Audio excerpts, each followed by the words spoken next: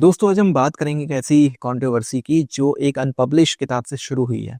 लेकिन सवाल भारत की राष्ट्रीय सुरक्षा का है, मिलिट्री पॉलिटिकल रिलेशनशिप का है और साथ ही साथ हम जानने की कोशिश करेंगे चीन की ग्रे जोन वॉरफेयर स्ट्रेटजी आखिर ये है क्या। तो दोस्तों भारत के पूर्व सेना प्रमुख जनरल मनोज मुकुंद नरवाने जी की किताब फोर स्टार्स ऑफ डेस्टिनी अभी प्रकाशित भी नहीं हुई है, लेकिन उस पर विवाद खड़ा हो चुका है। अब सवाल ये नहीं है कि किताब में क्या लिखा है, सवाल ये है कि क्या सच बताना भी अब कंट्रोवर्सी बन चुका है। दोस्तों आज हम पूरा मामला लाइन बाय लाइन और कंटेस्ट के साथ समझेंगे, बिना किसी एजेंडा के सीधे सीधे समझेंगे कि आखिर उस दिन हुआ क्या था।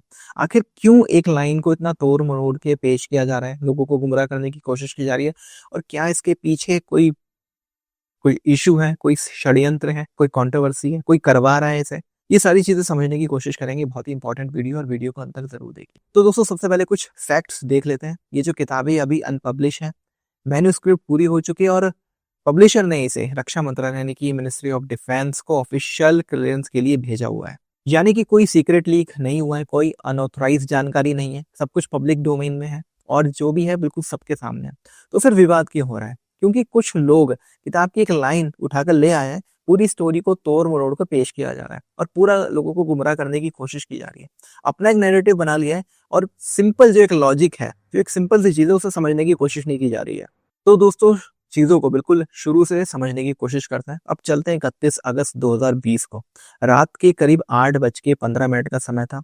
उस समय लेफ्टिनेंट जनरल योगेश जोशी, जो कि नॉर्दर्न कमांड की आर्मी कमांडर है, वो एक फोन करते हैं तत्कालीन सेना प्रमुख का जनरल नरवाने जी को, जिनकी किताब है और जिसपे पूरा विवाद हो रहा है। फोन पे उन्हें सूचना दी जाती है कि 4 चीनी टैंक, कुछ इन्फेंट्री यूनिट्स रोजिला यानी कैलाश रेंज के पास लगातार आगे बढ़ रहे हैं। अब सवाल वो पूछते हैं कि सर हमें आगे क्या करना है, यानी कि जोशी जी जो है, जनरल जोशी, वो नरवाने जी को सवाल पूछते हैं कि सर हमें आगे क्या करना है, क्योंकि ये पूरी एक नई सिचुएशन बनी थी।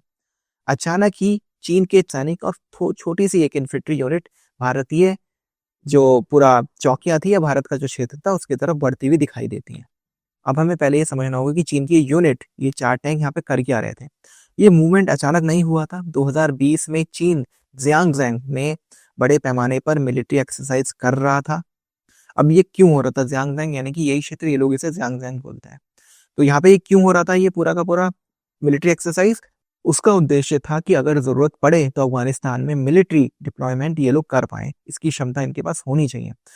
क्योंकि जो ये पूरा क्षेत्र लद्दाख का और अफगानिस्तान का पूरा पहाड़ी क्षेत्र है, बहुत ही मुश्किल ट्रेन है, आसान नहीं है।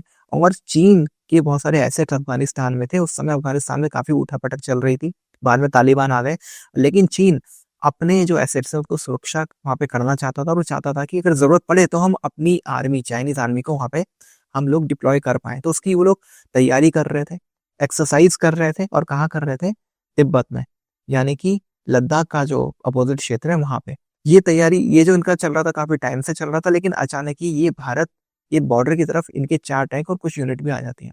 अब उस समय को समझिए, 2020 का समय था, दुनिया कोरोना से जूझ रही थी। चीन पर कोविड की जांच को लेके काफी दबाव था, चीन को काफी टारगेट किया जा रहा था, कहा जा रहा था कि कोविड जो फैला है इसमें चीन का कुछ ना कुछ हाथ है। अब इंटरनेशनल फोकस पूरी तरह से उस समय चीन पे था। लेकिन चीन क्या चाहता था? चीन चाहता था कि कहीं से कुछ भी करके जो अटेंशन है उसे डाइवर्ट किया जाए।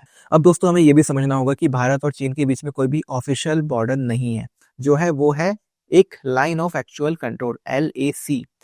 एक डी फैक्टो बाउंड्री है, अलग अलग इनके पॉइंट हैं और अलग अलग तरह के हर जगह पे मतलब विवाद है, क्योंकि पूरा एक ऐसी लाइन नहीं है, बॉर्डर पूरी तरह से डिफाइन नहीं है। जैसे कि इंडिया पाकिस्तान का बॉर्डर है, फेंसिंग हुई हुई है, इधर से BSF वाले पेट्रोलिंग करते हैं, उधर से पाक रेंजर्स करते हैं। तो यहाँ लेकिन चीन के जो साथ हमारा बॉर्डर है इसमें ऐसा कुछ नहीं है। बॉर्डर पूरी तरह से डिफाइन नहीं है, चीन भी नहीं मानता है उस बॉर्डर को और बहुत ज्यादा विवाद है। कोशिश की गई मोदी जी की सरकार ने कि इसे सुलझाया जाए, लेकिन अभी तक ये नहीं सुलझा है। अब ये क्यों नहीं हुआ है ये भी मैं आपको इस वीडियो में आगे बताऊंगा, क्योंकि अभी हमें चीन की ग्रे जोन वॉरफेयर जो नीति है, पॉलिसी, इसके बारे में भी डिस्कस करना है, तो अभी वो डिस्कस करेंगे। लेकिन सबसे पहले हम इस थोड़े एरिया को समझ लेते हैं। हम अक्सर सुनते हैं कि चीन भारत में घुसा है। अभी ऐसा क्यों होता है? एक्चुअल इश्यूज ये है कि बॉर्डर तो डिफाइन है नहीं, कई जगह पे दावा है कि ये मेरा एरिया है, वो मेरा एरिया है, वो मेरा एरिया है। तो हमारी जो सेना है, जिन पे दावा है या जहां तक भारत अपना एरिया मानता है वहां तक पेट्रोलिंग सेना करती है। उसी तरह से चीन का भी यही इश्यू है, वो भी बहुत सारे जगहों पे दावा करता है और चीन भी उन जगहों पे आके भारत के अंदर आके वो पेट्रोलिंग करता है और उसी तरह से भारत की सेना भी चीन के अंदर जाके अपने-अपने मार्क जो उनके एरिया हैं वहाँ पे जाके पेट्रोलिंग करती है। यानी कि पेट्रोलिंग एक लाइन पे नहीं होती है, उन एरिया पे होती है जाके जहाँ पे दावा है। इसलिए हम अक्सर ये सुनते हैं कि चीन भारत में घुसा है या चीन लद्दाख में घुसा है।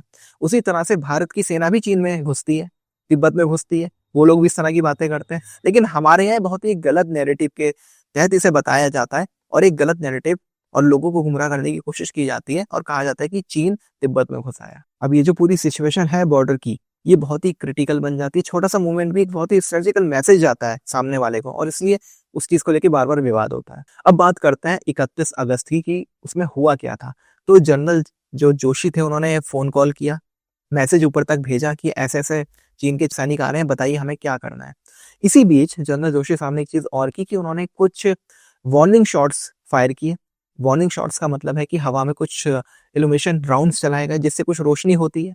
एक वार्निंग भी जाती है कि आपको आगे नहीं आना है दुश्मन को, साथ ही साथ रोशनी होती है 8-10 सेकंड के लिए और पता चलता है कि क्या सिचुएशन है, सामने कौन है। तो ऐसे उन्होंने कुछ राउंड चलाए, कुछ रोशनी हुई, उससे पता चला कि खाली 4 ही टैंक है और इससे ये भी पता चला कि कुछ यूनिट्स आ रही हैं। अब इस बात को थोड़ा लॉजिकली भी समझते हैं कि वहाँ पे चीन सिर्फ 4 टैंक लेकर छोटी-सी आर्टिलरी लेकर आ रहा था। तो उसका मतलब ये तो नहीं है कि सिर्फ 4 टैंक लेकर वो भारत पे आक्रमण करने आ रहे होंगे।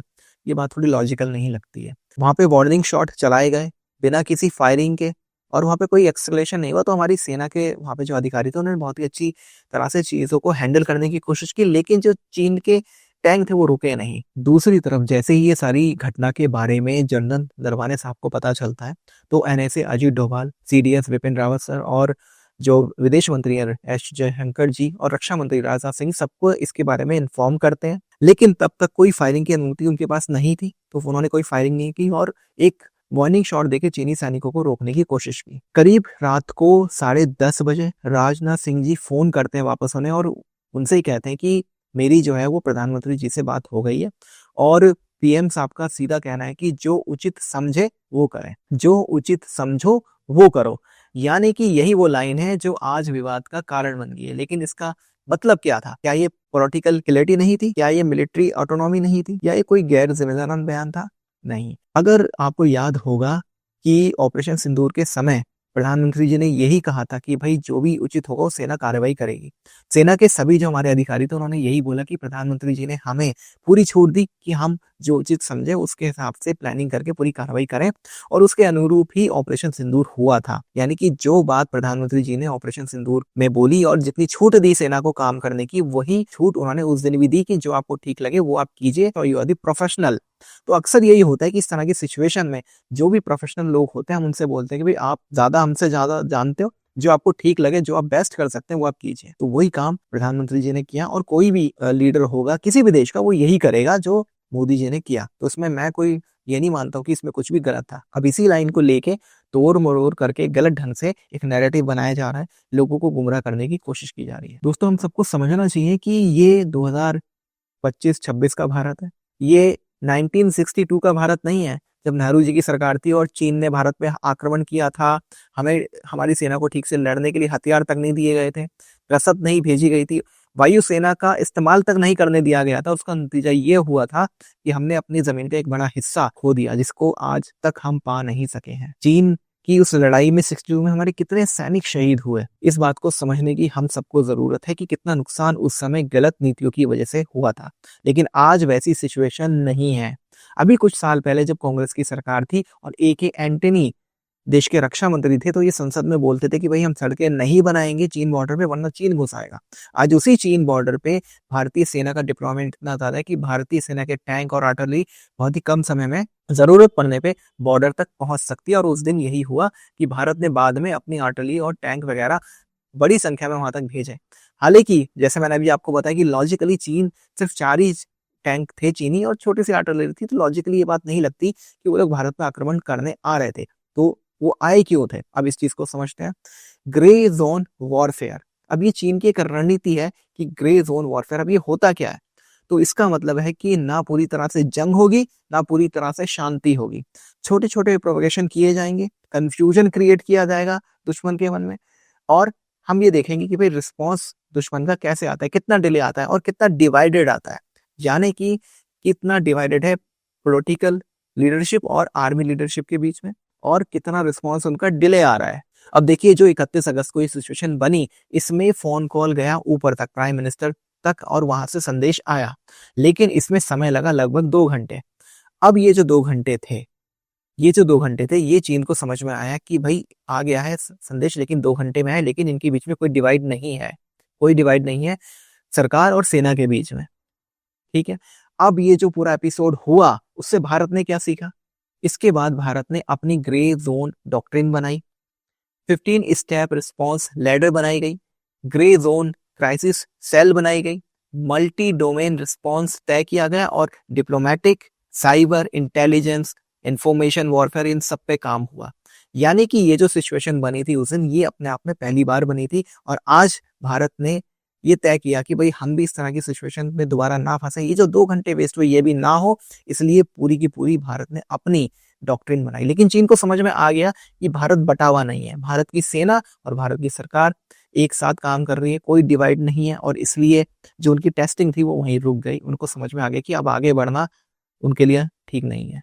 अब बात करते हैं दोस्तों इस किताब की। क्या ये किताब ये कहती है कि सेना बनाम सरकार दिखाती है? नहीं, ऐसा बिल्कुल नहीं है। ये किताब कहीं से भी कोई कमजोरी नहीं दिखाती, जितना भी अभी तक पब्लिक डोमेन में है, बल्कि ये दिखाती है कि डिसीजन मेकिंग कैसे होनी चाहिए, क्राइसिस में सिस्टम कैसे काम करता है, और भारत ने कैसे सीखा और अपने आप को सुधारा, यानी कि अपनी डॉक्ट्रिन बनाई।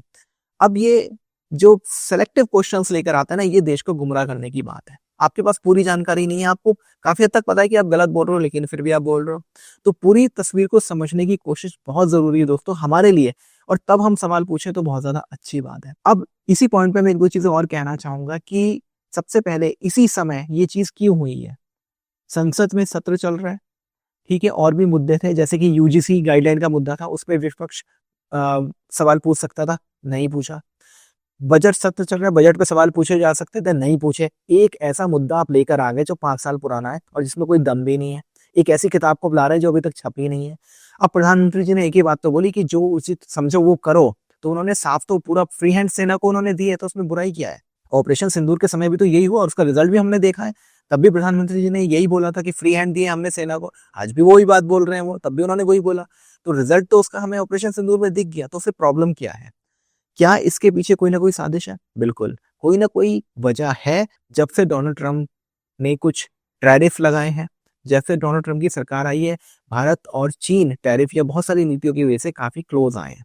अब भारत और चीन के क्लोज आने से किसको परेशानी होगी? वो है अमेरिका, क्योंकि अमेरिका जो है वो भारत को एक पपेट की तरह यूज करना चाहता है चीन के खिलाफ। बल्कि वो चाहता ही यही है कि भाई चीन के खिलाफ हम भारत को खड़ा करें। अभी तक ये बात की जा रही थी, लेकिन भारत का कहना है कि हम बिजनेस करते हैं, आपके साथ भी करते हैं, चीन के साथ भी करते हैं, हमारी एक स्वतंत्र विदेश नीति है, लेकिन हम किसी के पपेट नहीं बन सकते।